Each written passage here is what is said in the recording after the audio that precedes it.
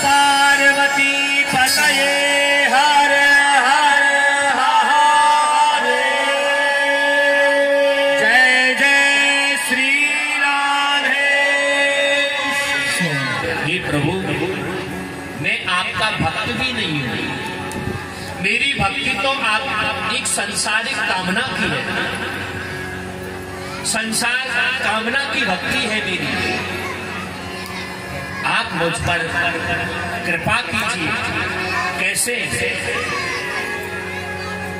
जैसे आपने प्रहलाद जी पर कृपा करी, जैसे आपने ध्रुव जी पर कृपा करी, जैसे आपने अजामिल पर कृपा करी, जैसे आपने गजेंद्र पर कृपा करी, जैसे आपने राजा बलि पर कृपा करी, जैसे आपने सबरी पर कृपा करी, वैसे ही मेरे ऊपर भी कृपा करो ना।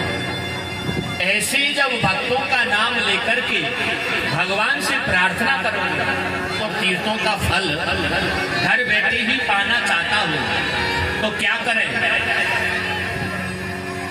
बोले 200 पार्थिव शिवलिंग बना करके भगवान का पूजन करें घर में ही। ऐसा करने से पृथ्वी के समस्त तीर्थों का फल आपको प्राप्त हो जाएगा। आगे कह रहे अच्छी कामना रखने वाले को 1 सहस्त्र माने 1000 शिवलिंग निर्माण करके भगवान का पूजन करे तो उनकी निश्चित ही यह इच्छा पूरी होती है। जो जेल में होते हैं, कारागार में होते हैं, उनकी भी यहाँ कामना है। वहां कह रहे हैं बंधन से छुटकारा पाने वाला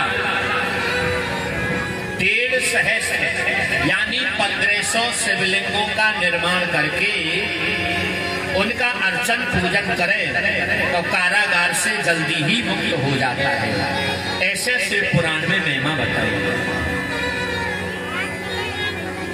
अब इसमें कोई संदेह नहीं है। इस शिव पुराण में यह भी लिखा है कि इन बातों में, इन प्रसंगों में, इन महिमाओं में किसी प्रकार का कोई संदेह जो करता है तो फल की प्राप्ति नहीं होती।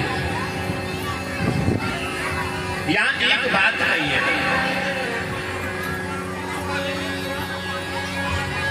अगर आपका विश्वास दृढ़ है,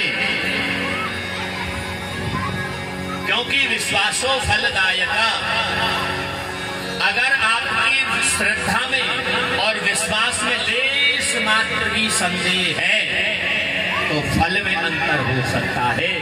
आप ऐसा ना समझें कि शिव पुराण में झूठा लिखा हुआ है, नहीं, शिव पुराण में तो सत्य ही लिखा है।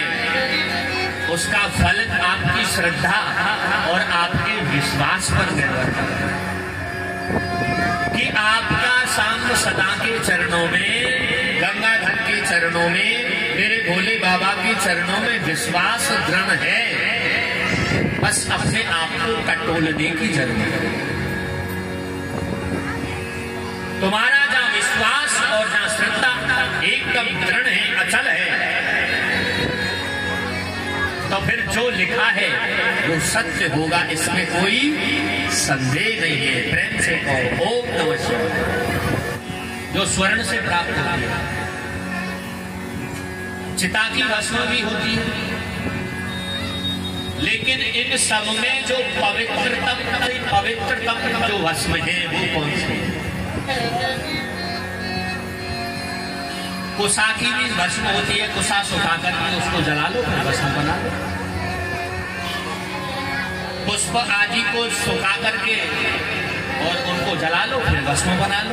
भस्म अनेक प्रकार के होते हैं, लेकिन इन सभी भस्मों में जो उत्तम भस्म है उसका निर्माण कैसे करना चाहिए? बोले शुद्ध देसी गाय का गोबर ले वे भैया, गाय का शुद्ध देसी गाय का, और उनकी पाथी बना करके सुखा लेना। पाथी समझ गए? हाँ, कंडा।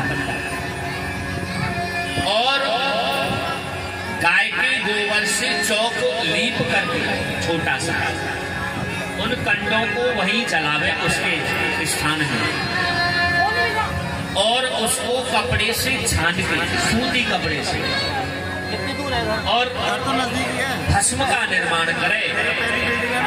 ऐसी भस्म का जो सबसे पवित्रों में पवित्रतम है, भगवान शंकर को अर्पण करे।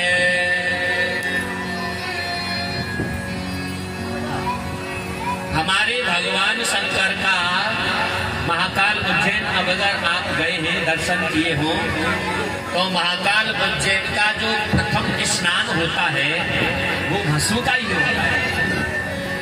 जल का या दूध दही की शहद का नहीं होता, गाय का होता है, भस्म का। प्रथम स्नान भगवान का भस्म का होता है।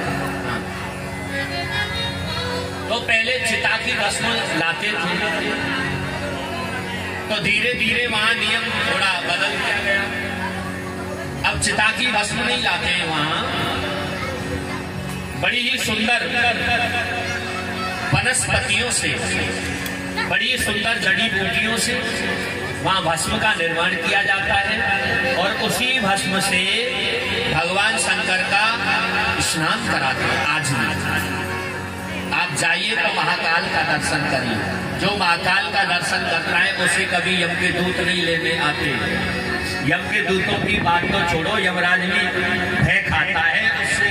हाँ, यमराज भी उनके सामने नहीं टिकते जो महाकाल का दर्शन करते हैं। ये सभी द्वादश ज्योतिर्लिंगों की कथा आएगी साथ। मैं निवेदन करूंगा छोटा शब्द में, आप 2 शब्द रखें।